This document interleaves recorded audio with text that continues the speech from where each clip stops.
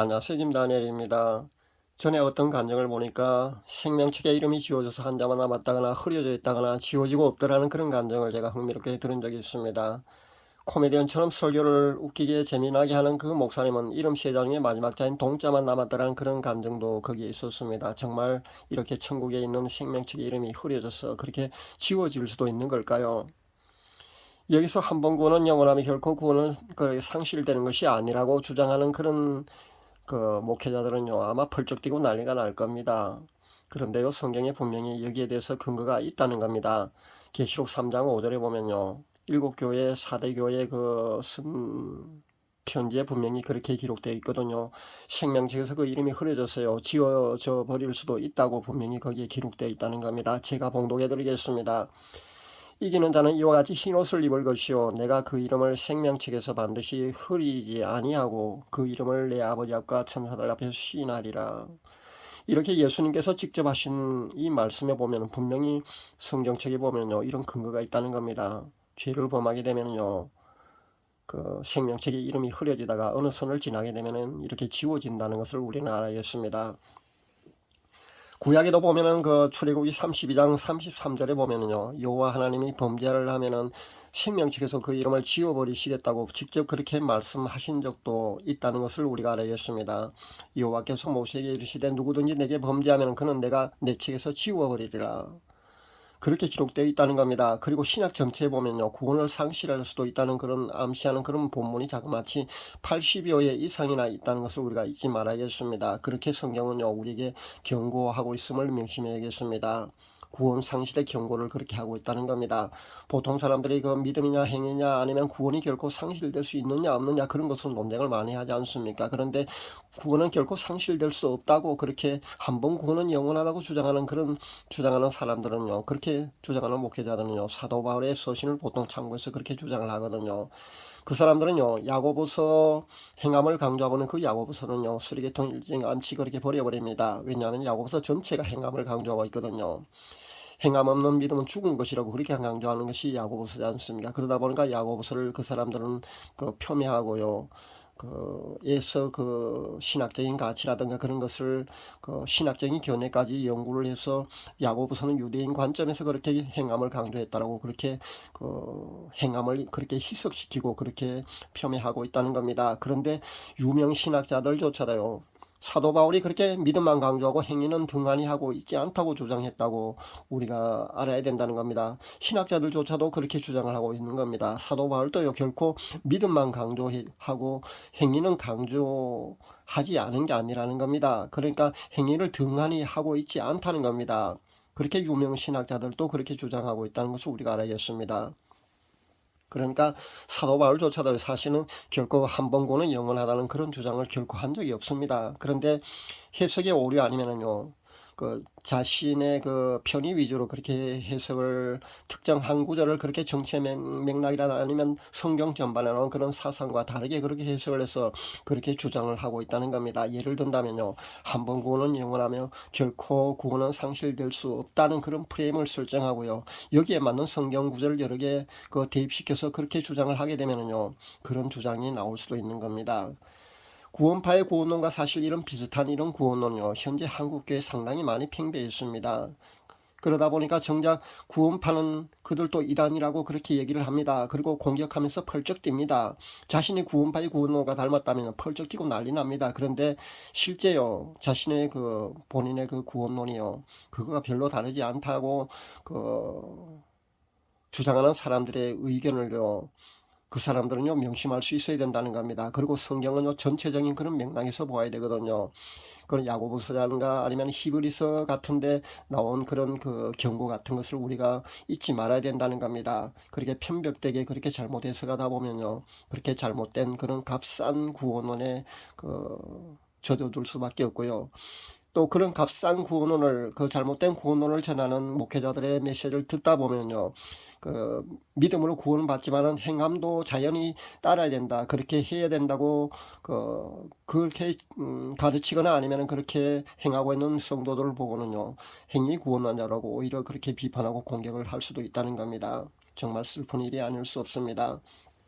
그렇게 자신들이 아니라고 그런 값싼 구원론에 잘못 젖어 있는데도 불구하고 참된 성도들, 그러니까 믿음과 행함을 제대로 잘 실천하고 있는 그런 사람들을 오히려 비판하고 공격하며 너희들은 행위 구원론자라고 그렇게 공격을 한다는 겁니다.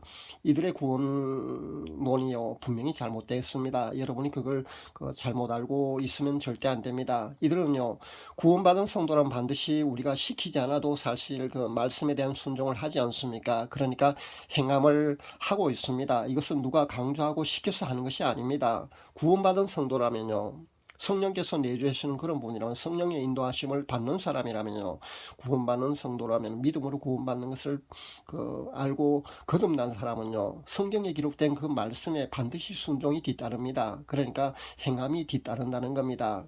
그런데 이것을 두고서요 믿음으로 구원받는데 행함으로 구원받는 것이 아닌데 그렇게 행함을 실천하는 이런 참된 성도들을요 행위 구원난조라 그렇게 몰아가면서 그렇게 비판하고 공격한다는 겁니다. 정말 안타깝습니다.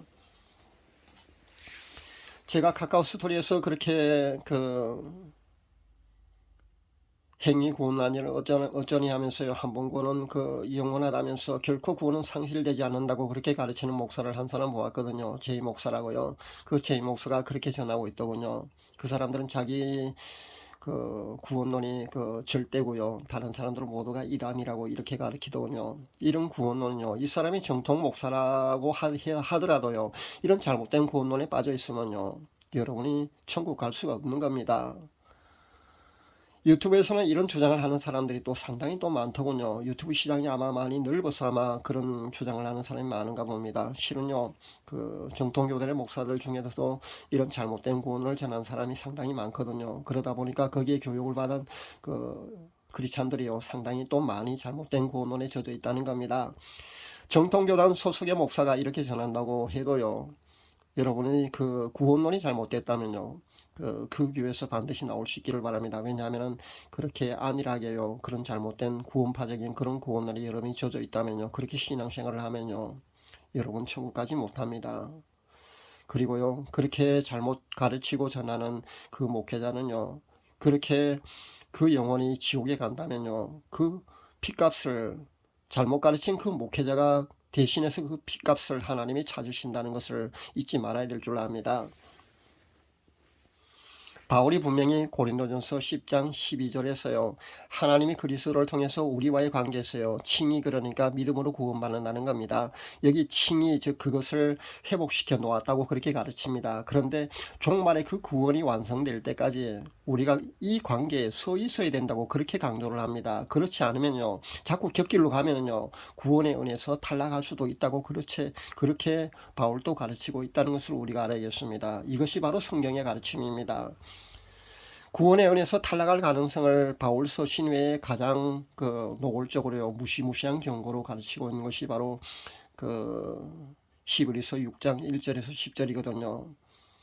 이 본문을 읽고 두려움에 휩싸인 사람들이 아마 상당히 많이 있을 줄로 압니다. 그래서 제게도요, 제 구독자분들 중에 한 사람이 제게도 이 본문 가지고 메시지를 전해달라고 그런 요청이 전에 있었습니다. 그래서 제가 이 본문 가지고 제가 메시지를 전하기도 했습니다.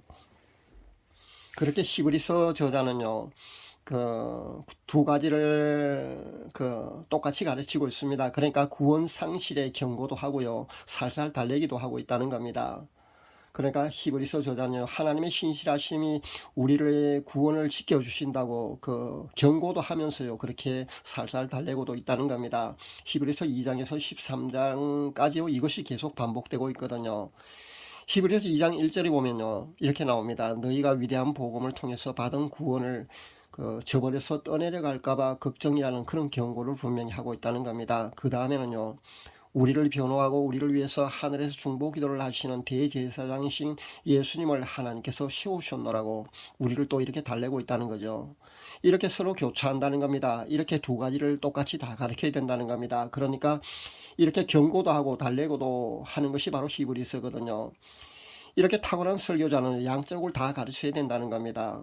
성도가 믿음에서 뒷걸음칠 때는요 성령님이 인도하심을 거부하고 자꾸 그렇게 어긋난 딴 길로 가게 되면은요 언젠가는 낭떠러지로 그렇게 떨어질 수도 있다는 것이 그 영원한 성경적인 가르침이라는 것을 우리가 반드시 알아야겠습니다. 칼빈의 예정론이 그 유명하지 않습니까? 장로인은 그렇게 칼빈의 예정론을 그렇게 그 굉장히 그 떠받들고 있습니다. 그런데요, 저도 장로교인 출신 아닙니까? 그리고 신학교도 장로교 통합 측 신학교를 졸업했습니다. 근데 칼빈의 예정론을요, 성경보다 더 위대하지는 않다는 것을 분명히 아셔야 합니다. 그러니까 성경보다 위에 두지 말아야 되는 겁니다. 물론 그 칼빈의 예정론도요, 성경에 근거를 두고 나온 것은 사실입니다. 그런데요, 성경보다 분명히 성경이 나오는 그 구원의 은혜로부터 그 탈락할 가능성이 있는데도요, 그럼에도 불구하고 칼빈의 예정만 들어서 그것을 외면하고 애써 가르치지 않는다면요, 결코 옳은 가르침이 아니라는 것을 분명히 아셔야 하는 겁니다.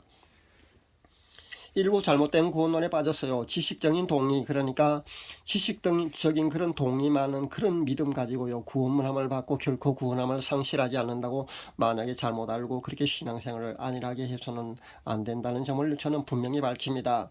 심지어요, 행함은 상급이고요, 그 상급에 관한 문제이기 때문에 행함은 내가 해도 되고 안 해도 되는, 그러니까 필수사항이 아니고 선택사항으로 그렇게 잘못 이해하고 있는 사람도 상당히 많이 있는 것을 제가 봅니다. 이 모든 것은요, 사실은 누구 잘못도 아니고요, 결코 그것은 여러분 사실은 그 성도들의 잘못은 아닙니다. 왜냐하면 그렇게 가르친 목회자들이 너무 많기 때문에 사람들이 그게 잘못 알고 있다는 겁니다. 그러니까 행함적 행위는요, 내가 상을 받지 않으면 되니까 필수사항이 아니고 선택사항이라고 그렇게 잘못 인식하고 있는 사람들이 많거든요.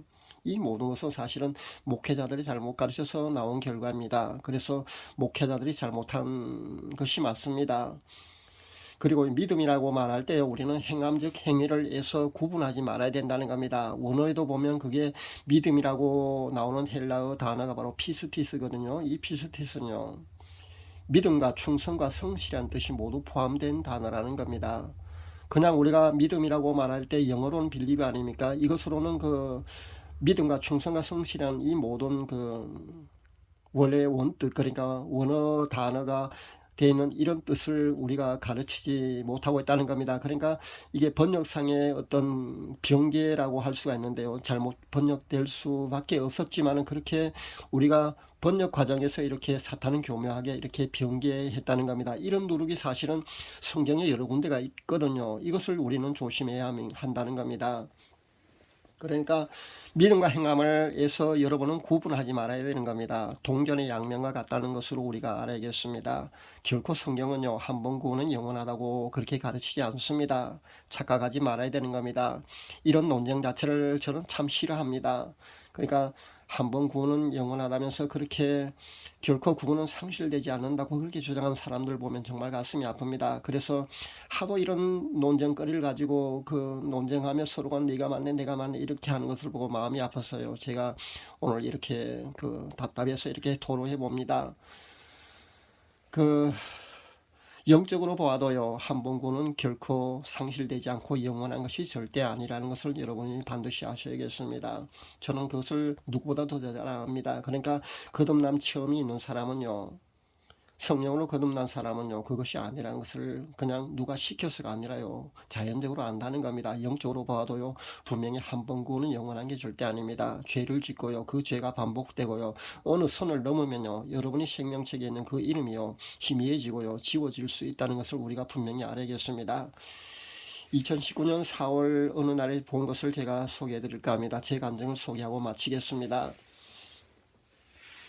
제가 세마포 흰옷을 입고 있는데 누군가가 제 옷걸음을 메워주는 그런 장면이 보이더군요. 손만 보였습니다. 그 손이 나타나서 제 옷걸음을 그렇게 메워주더라고요. 예수님께서는 그동안 제게 보여주실 때 얼굴 모습이 분명히 보여주셨습니다. 얼굴을 보여주셨는데요, 아마 이렇게 손만 나타나서 그렇게 보여주는 것은 아마 예수님이 아니고 성령님이 아닌가 저는 그렇게 생각해 봅니다. 개인적으로 저는 그렇게 생각합니다.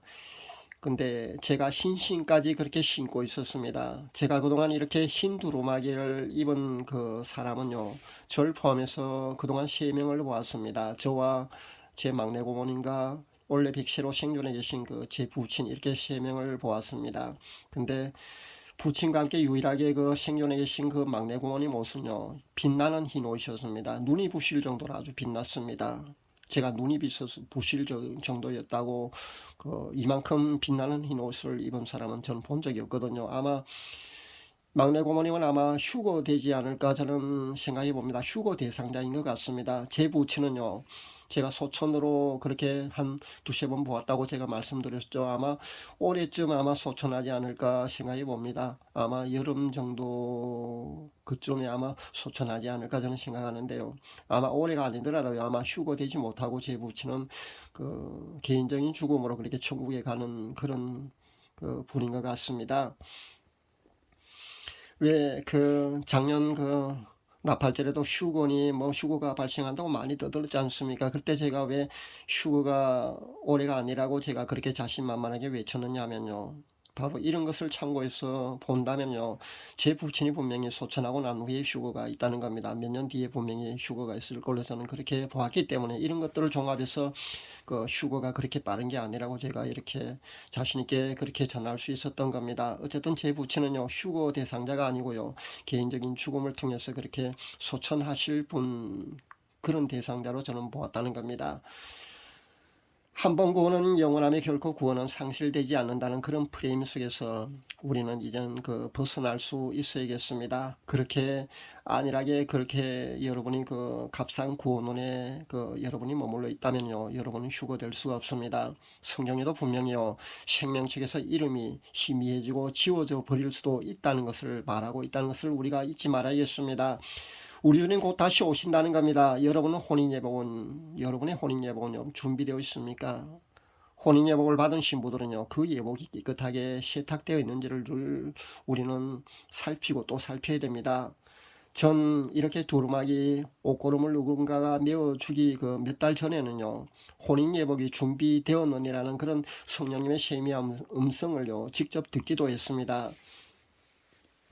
회개 생활화로 인해서 자신의 세마포 혼인예복을 항상 정결하게 유지하는 성도님들 꼭 되시기를 간절히 바랍니다. 안일하게 잘못된 구원론에 머물러 있다가요, 생명책에서 그 이름이 희미해지고 결국은 그 이름이 지워져 버리는 그런 사람이 제 구독자분들 중에서는 한 사람도 없기를 저는 간절히 바라고 그렇게 기도합니다. 감사합니다.